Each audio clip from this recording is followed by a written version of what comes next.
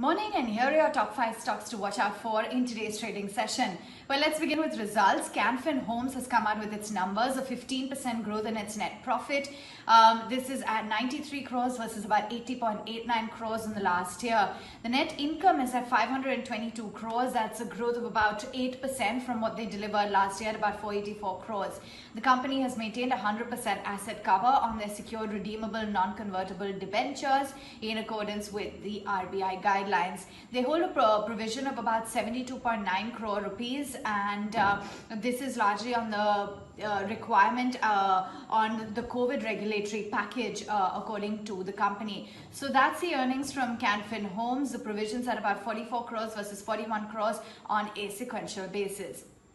Meantime, Tata Motors, and some comments coming in from N. Chandra about the long-term plans. He said that Tata Motors has 48,000 crores of debt currently, and that the company is working to becoming a zero debt company in the next 3 years.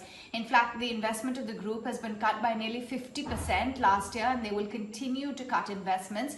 One way of cutting debt will be to unlock value from their non-core assets. In fact, N. Chandra went on to say that the idea is to prune the portfolio and very tight capital allocation in both Tata JLR as well as Tata Motors. The plan is to make the PV business EBITDA positive this year, and there's absolutely no truth in Tata Motors looking to exit the passenger vehicle business.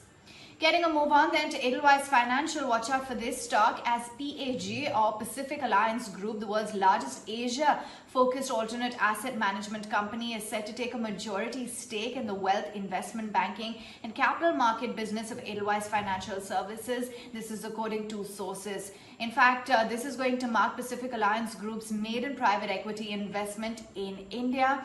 The businesses come under the omnibus umbrella of wealth management in Edelweiss, and PAG is likely to pick up a 51% stake in this new entity that is being created by carving the business area that is housed in Edelweiss Global Investment Advisors, or EGIA, for about 2,200 to 2,500 crores according to sources.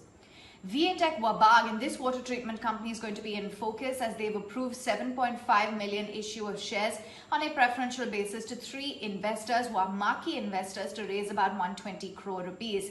Rekha Rakesh Jhunjhunwala has bought about 80 crore shares for 50 lakh on a preferential share basis. Basera Home Finance buys about 15 lakh shares for about 24 crore rupees, and Sushma Anand Jain and Anand Jaikumar Jain bought about 10 lakh shares for 16 crores. These investments happened at 160 rupees a share, which was about a 42% discount to the closing price, which was 227 rupees per share. The company has said that they plan to fuel their growth plans.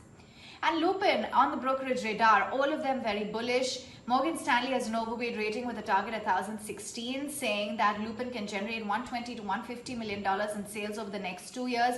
That Albuterol, Acerol market is, they see it at about $2.9 billion. Nomura has a buy with a target at 1,012, saying that receiving the approval for G Pro Air is in line with expectations. Motilal Oswal a buy with a target at 1,130.